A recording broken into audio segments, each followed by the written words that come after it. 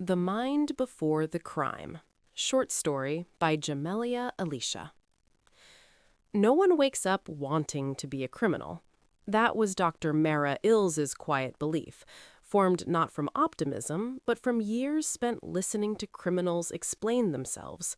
Murderers, arsonists, poachers who skinned living animals and called it necessity, polluters who watched rivers die and said it was business.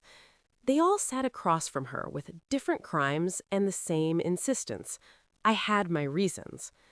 The mind, Mara had learned, is not a place where evil is born.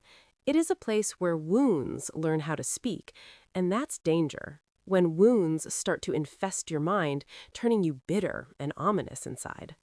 1. The first crime. Survival. The boy who stole bread was 7.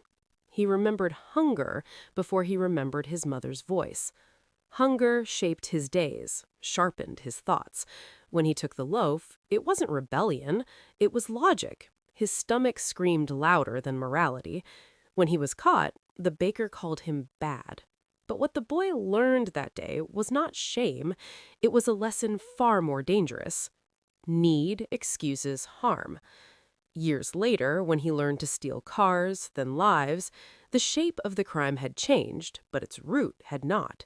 He was still surviving, still convincing himself that the world had started the violence first. He did not learn better and always perceived himself as the victim, when really, he was the one who done it. He needed to take accountability for his actions. 2. The second crime. Control. Mara once interviewed a man who cut down forests illegally. "I like the sound," he said. "Trees falling." He grew up in a house where his father's fists arrived without warning. He had been small, powerless, silent. When he felled trees, the ground shook. The noise answered something inside him that had never been heard. The forest could not hit back. The forest could not say no. He wanted world domination when nature had to answer to him. Control, Mara noted, often disguises itself as entitlement.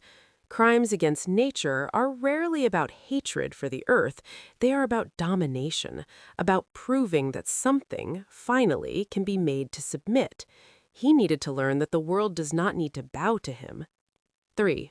The third crime. Justification. There was a woman named Marissa who poisoned rivers with chemicals and signed papers that made it legal. She never saw the fish float to the surface. She saw numbers, growth charts, quarterly